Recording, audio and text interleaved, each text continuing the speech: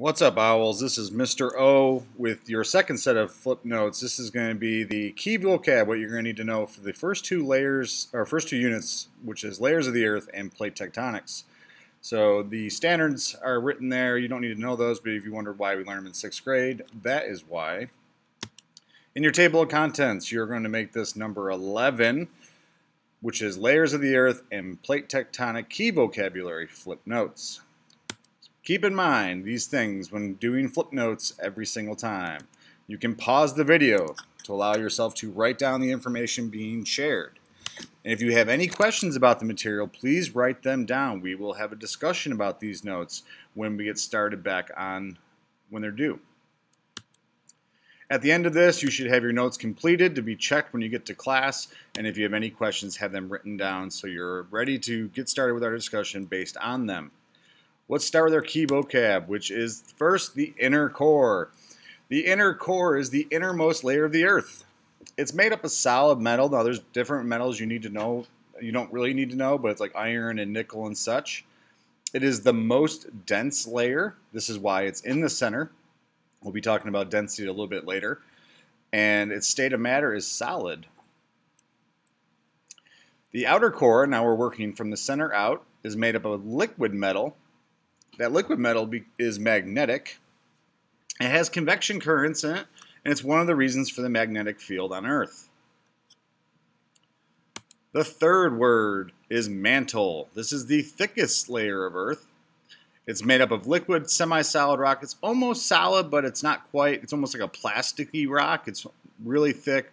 This also has convection currents in it, and these cause plate tectonics to move. The crust is the fourth major layer of the Earth. This is known as the thinnest layer. This is the layer you stand on. It's also the least dense layer, and it's made up of solid rock. Now, working from the outside in, from the crust, mantle, outer core, inner core, the density increases as you go down. The pressure increases because of all the weight of the different layers on top of them, and also the temperature will increase. One of two sublayers is known as the lithosphere. We are standing on the lithosphere. Lithosphere is the crust and a little bit of the upper mantle. And this layer is what the tectonic plates are made of. So if you talk about tectonic plates, you are talking about the lithosphere. The asthenosphere is the second sublayer you need to know in 6th grade. And this sits just below the lithosphere. So the asthenosphere sits on top of the lithosphere. No, the lithosphere sits on top of the asthenosphere. This layer is made up of just below the lithosphere, making the mantle only, and the plates float on this, almost like a boat would float on water. General word you need to know for 6th grade, but it will come up a lot in these two units, is the word composition. And composition simply is what something is made of. Just like a composition notebook is what you make of it. The composition of a chocolate chip cookie is flours, chocolate chips, sugar, etc. And we will talk about composition of layers in this unit in particular, talking about what is something made of, if the layer is made of rock or if the layer is made of metal. The next word is density. There's a math formula that finds density. All you have to do is take the mass of something and divide it by its volume. That's how you find density. But if you look at the picture, density talks about how many atoms are in a particular part of something.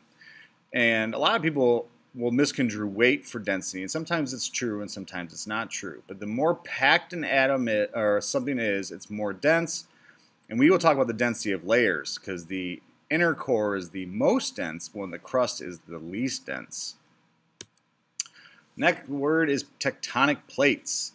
The world is broken up into plates, almost like puzzle pieces. And there's two types of plates. We have oceanic and continental. As you can guess, oceanic plates are found under the ocean, and continental plates are mainly found on the continents. Now, some continental plates will start in the ocean and end up on a continent.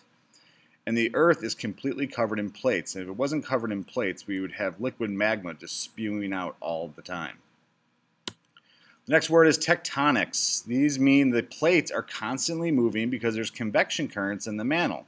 The mantle is made up of liquid rock. It's moving in a circular motion.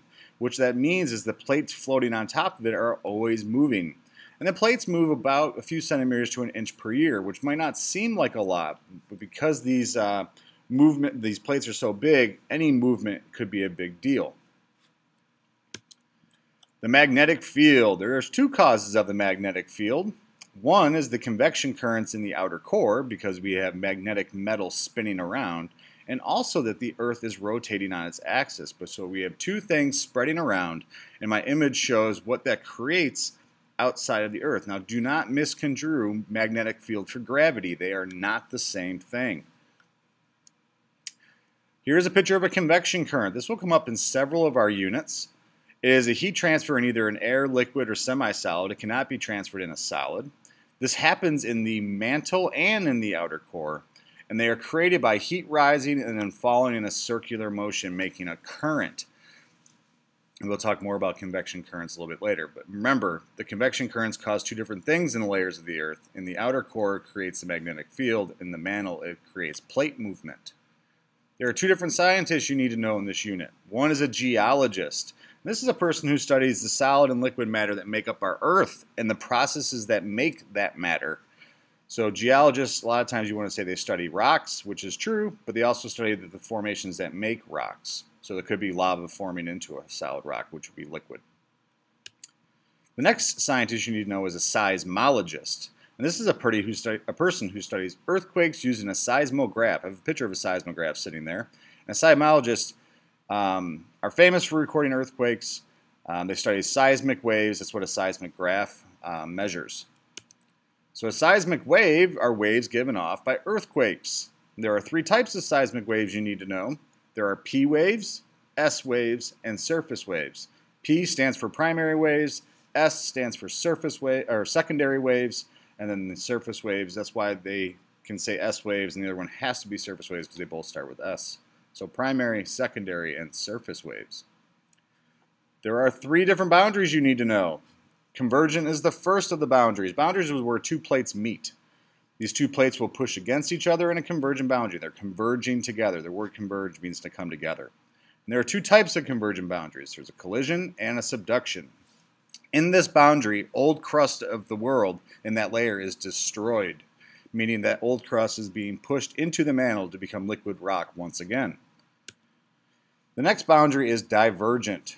This is where two plates meet, and divergent means where they move away from each other. So they are actually separating from each other, and in this boundary, new crust is formed. The last of the boundaries you need to know is transform boundary. Also where two plates meet, because it's a boundary, these ones slide past each other, one going in one direction and one going in the other. This is just like a road, just not moving as fast as a road. And in this boundary, crust is neither formed or destroyed. So you can see in the three boundaries, you have to know what direction they move in, what happens to crust, and as we get into plate tectonics, we will talk about the landforms that are made in each. So this is your key vocab for the layers of the Earth and plate tectonics. Remember, have these notes written down to be checked when they're due, and have any questions written down for me.